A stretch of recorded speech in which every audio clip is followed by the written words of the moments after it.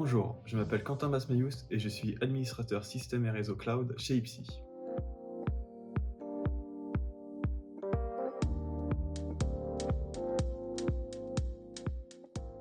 Encore aujourd'hui, des réseaux informatiques d'entreprise ne sont pas segmentés.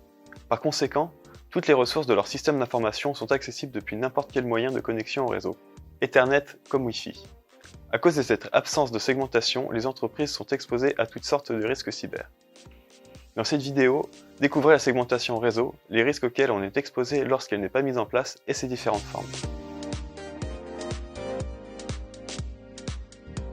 La segmentation réseau est le fait de découper son réseau informatique en plusieurs parties.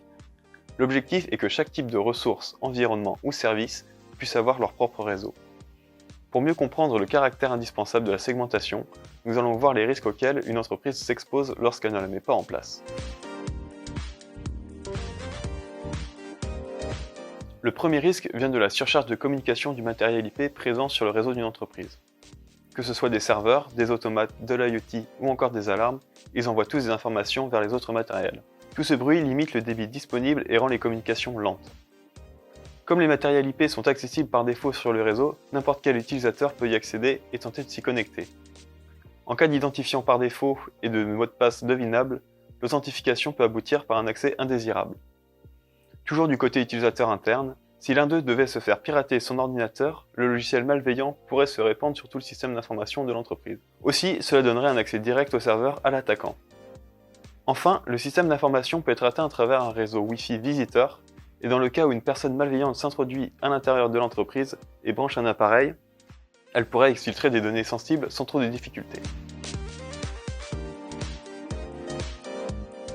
La première solution pour limiter les risques précédemment énoncés va être de créer des sous-réseaux.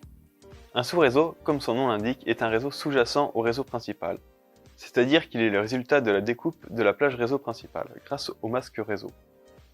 Dans le cas d'un réseau 192.168.0.0/16, il peut être découpé en plusieurs parties en ajoutant des bits au masque réseau pour obtenir, par exemple, 192.168.0.0/24. Ainsi, on peut jouer avec le troisième octet de l'adresse pour obtenir un nouveau sous-réseau. Cela permettra aux sous-réseaux de communiquer entre eux uniquement si les règles de routage le permettent.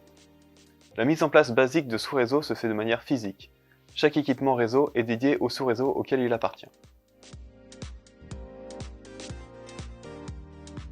Les VLAN sont des réseaux locaux virtuels et par conséquent font une séparation logique plutôt que physique. La mise en place des VLAN commence avec la création de sous-réseaux avec une segmentation plus précise sans ajout de coûts supplémentaires. En effet, le matériel réseau est le même. On peut concaténer tous les VLAN sur un unique câble Ethernet et les distribuer sur les différents ports du commutateur. Des VLAN peuvent être également dédiés à la VoIP. De plus, les VLAN ajoutent un niveau supplémentaire de sécurité. En effet, les trames sont encapsulées avec l'ID du VLAN pour que les paquets puissent être envoyés sur le bon réseau. Par ailleurs, il existe deux types de configuration de réseau virtuel, statique et dynamique. La configuration statique attribue un VLAN fixe par port de commutateur. Elle a besoin d'une intervention manuelle pour changer le matériel client de VLAN.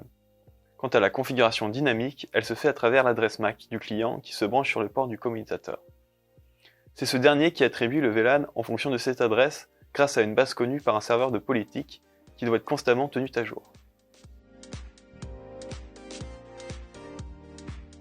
La segmentation réseau permet d'optimiser la bande passante interne et séparer les différents services et ressources. Ainsi, les risques cyber sont plus limités et seront plus contenus en cas de crise.